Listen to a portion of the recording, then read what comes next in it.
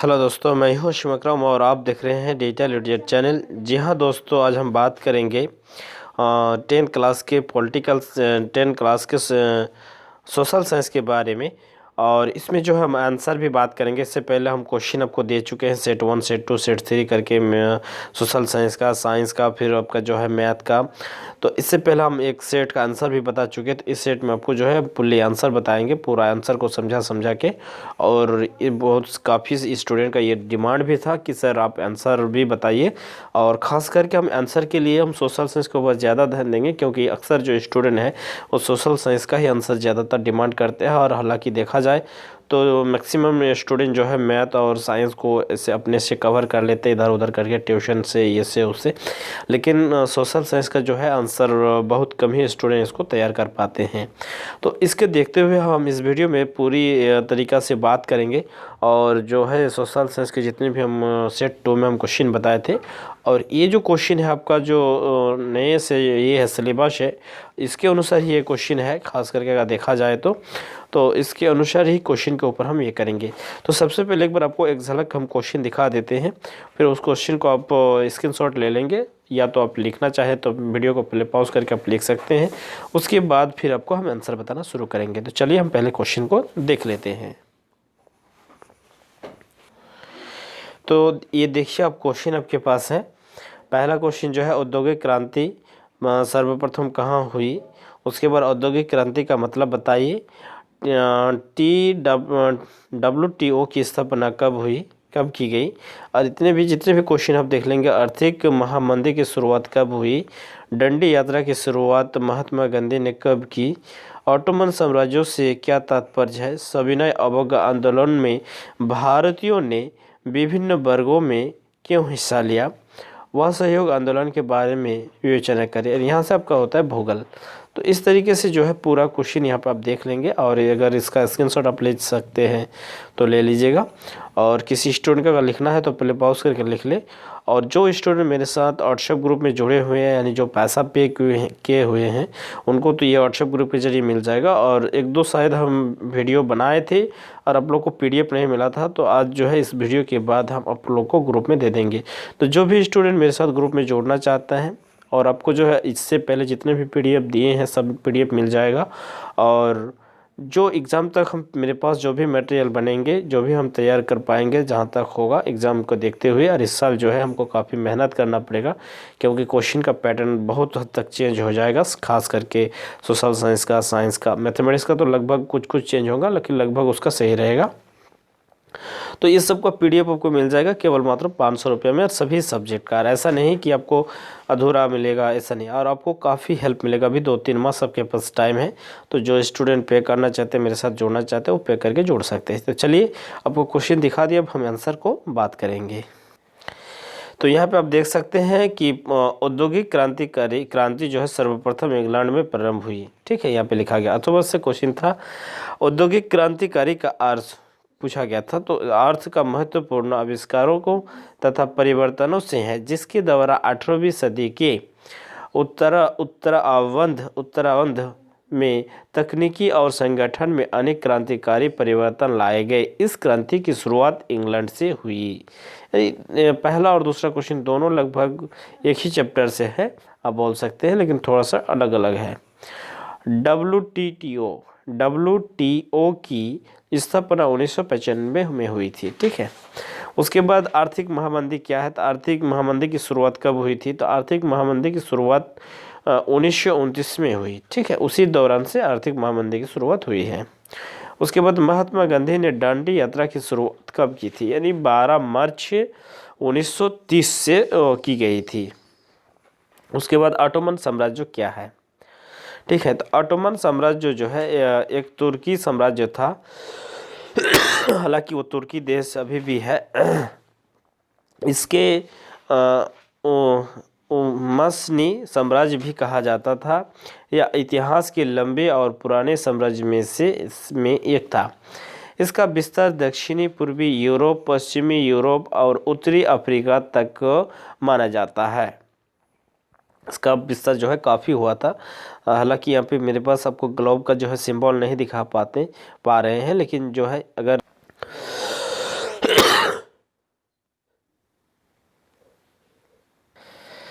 तो चलिए अब नेक्स्ट क्वेश्चन को हम देखते हैं। 4 नंबर क्वेश्चन जो है सविनय अवज्ञा आंदोलन की शुरुआत कब हुई थी या क्या है। तो सविनय अवज्ञा आंदोलन की शुरुआत 6 अप्रैल 1930 को गांधी द्वारा किया गया। इस आंदोलन में भारतीयों के विभिन्न वर्गों और समूहों में हिस्सा लिया, क्योंकि सविनय अवज्ञा आंदोलन ब्रिटिश साम्राज्य के विरुद्ध जन आंदोलन था। ठीक है, इस आंदोलन के द्वारा गांधी जी ने पूर्ण स्वतंत्रता की मांग की थी। इससे कई समूह प्रभावित हुए, इससे वे आंदोलन में हिस्सा लिए। साथ ही 1930 के समय महामंदी के कारण देश की आर्थिक स्थिति शोचनीय हो गई थी। किसानों और मजदूरों की स्थिति बहुत ही दयनीय हो गई थी। इसके साथ साथ अंग्रेज सरकार के शोषण भी काफ़ी बढ़ गया। फलस्वरूप देश की जनता ब्रिटिश सरकार के अत्याचार से दुखी होकर सविनय अवज्ञा आंदोलन की जुड़कर ब्रिटिश सरकार के विरोध में उतर आई। ठीक है, तो ये था आपका अवज्ञा आंदोलन। उसके बाद असहयोग आंदोलन। असहयोग आंदोलन क्या थे? असहयोग आंदोलन की शुरुआत महात्मा गांधी जी के द्वारा 1 अगस्त 1920 को की गई। इस आंदोलन ने गांधी जी की अहिंसा मार्ग अपनाते हुए अंग्रेजी सरकार को सहयोग ना देने की अपील जनता से की, ताकि अंग्रेज भारत को स्वतंत्रता प्रदान करे। गांधी के आह्वान पर सभी वर्गों के लोगों ने, जैसे किसान, उद्योगपति, छात्र, नौकर पेशा वाले आदि सभी लोग इस आंदोलन में भाग लिया। इस आंदोलन के दौरान छात्रों ने स्कूल कॉलेज छोड़ दिया, वकील ने न्यायालय जाना छोड़ दिया। इस आंदोलन के दौरान गांधी जी की स्वदेशी के इस्तेमाल पर जोर दिया। कई भारतीय स्कूल एवं विश्वविद्यालय खोले गए, लेकिन 5 फरवरी 1922 को चौरा नामक स्थान पर हिंसक घटना होने के कारण गांधी जी 12 फरवरी 1922 को असहयोग आंदोलन को वापस लिया। यानी जो यहाँ पे है 12 फरवरी का असहयोग आंदोलन को वापस लेने का, इसमें जो है यहाँ पे जो इस जगह का उल्लेख किया जा रहा है चौरा, इस जगह में काफ़ी एक हिंसक हो गई थी। जो भारत के आदमी जो है, भारत के बहुत सारे जनता एक थाने में हमला कर दिए थे और जिसमें काफ़ी पुलिस जो है घायल हो गए थे। तो इसमें गांधी को लगा था कि ये जो है शांतिपूर्ण ढंग से ये आंदोलन नहीं चलेगा, इसमें हिंसा उत्पन्न हो जाएंगे। तो इसको देखते हुए ये आंदोलन को जो है वापस ले लिया गया था। 10 मार्च 1922 को गांधी जी को गिरफ्तार कर लिया गया और उन्हें 6 वर्ष की सज़ा दे गई। तो इसमें उसको जो है हिरासत में भी ले लिया गया था। अब यहाँ पे हम बात करेंगे भूगोल के विषय के बारे में। चावल की खेती के लिए उपयुक्त भौगोलिक परिस्थितियों का वर्णन करें। यहाँ पे जो है चावल की खेती के लिए भौगोलिक परिस्थितियों का यहाँ पे जो है पॉइंट करके लिखा गया है। चावल की खेती के लिए तापमान इतना डिग्री होना चाहिए, उसमें ये काफ़ी ये सब चीज़ है, इसको देख लीजिएगा, क्योंकि अगर पढ़ते जाएंगे तो काफ़ी लंबा समय हमको लग जाएगा। तो इसको देखते हुए इन सब क्वेश्चनों के ऊपर हम ज़्यादा डिस्कस नहीं करेंगे। अब इसको देख लीजिएगा, इनमें जो है हम पॉइंट टू पॉइंट करके यहाँ पे ये नोट डाउन किया गया है, इसको पॉइंट टू पॉइंट करके लिखा गया है, इसको आप आराम से देख लेंगे।